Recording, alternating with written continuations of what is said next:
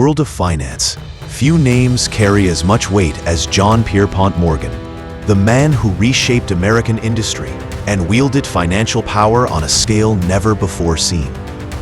Born in 1837 in Hartford, Connecticut, into a wealthy banking family, Morgan's early life was anything but ordinary.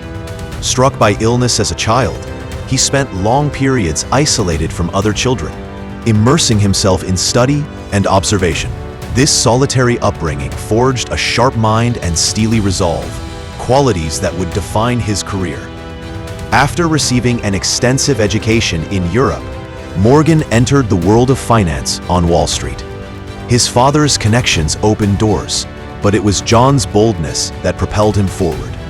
Early investments, such as a profitable venture into Brazilian coffee, established him as a financier willing to take calculated risks. In 1861, he launched his own firm, determined to carve out his own legacy. That same year, he married Amelia Sturgis, a union tragically cut short when she passed away mere months later, leaving Morgan heartbroken. The Civil War brought both challenge and opportunity. Morgan secured lucrative war contracts, earning both fortunes and public criticism.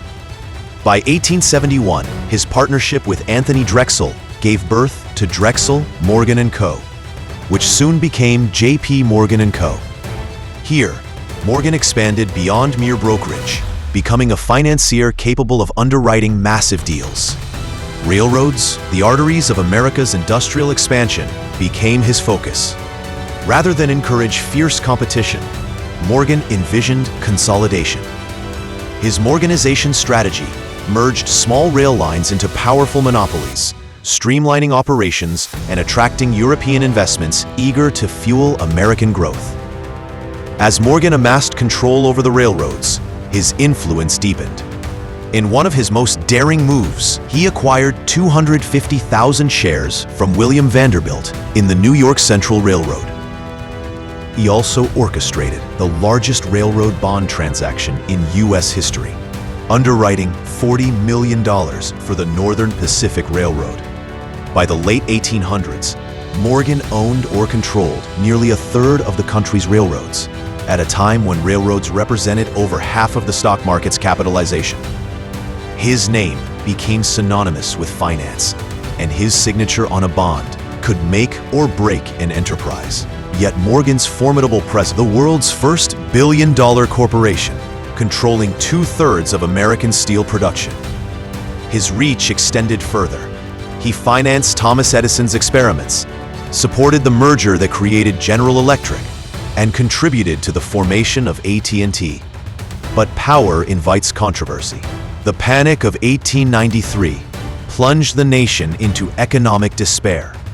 Banks collapsed, businesses shuttered, and unemployment soared. Gold reserves dwindled, threatening the dollar's value. Without a central bank to intervene, the government turned to Morgan. He organized a private syndicate to inject $65 million in gold bonds into the system, restoring confidence and stabilizing the economy. While hailed as a savior, critics questioned how much influence one man should have over the nation's lifeblood. The crisis of 1907 reaffirmed Morgan's role as America's financial bulwark. As banks teetered on the brink, Morgan called together bankers in his private library. There, locked inside, they negotiated a rescue plan under his watchful eye. Some banks would fail, he warned, but others could be saved with direct capital infusion. He convinced reluctant financiers to back the plan, while President Theodore Roosevelt pledged $25 million from the Treasury to support the effort. Despite battling a severe cold at the time, Morgan's leadership averted catastrophe and redefined the relationship between government and private finance. Yet public admiration waned as concerns about unchecked power grew louder. Morgan was called before the Pujo Committee, where investigators scrutinized the influence of Wall Street's money trust. Morgan's dominance, once celebrated, became a symbol of corporate greed and systemic risk. His mental health began to suffer under the pressure. He endured nervous breakdowns and struggled with negative portrayals. Famously, he was slated to board the Titanic's maiden voyage, but canceled due to illness. An eerie twist of fate. The Pujo Committee's work laid the groundwork for the Federal Reserve's creation, aiming to stabilize the financial system beyond the control of private magnates. Sadly, Morgan did not live to see this new era. He died in 1913 in Rome, never knowing how his legacy would shape the financial landscape for generations. His son carried the torch, expanding the empire and navigating new challenges.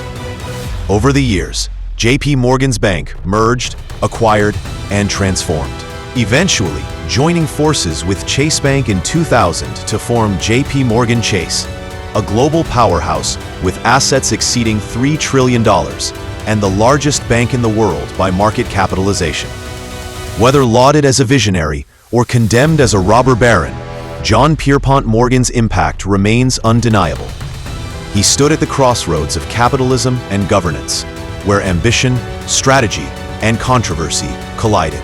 His story is a testament to the immense possibilities and perilous consequences of concentrated financial power.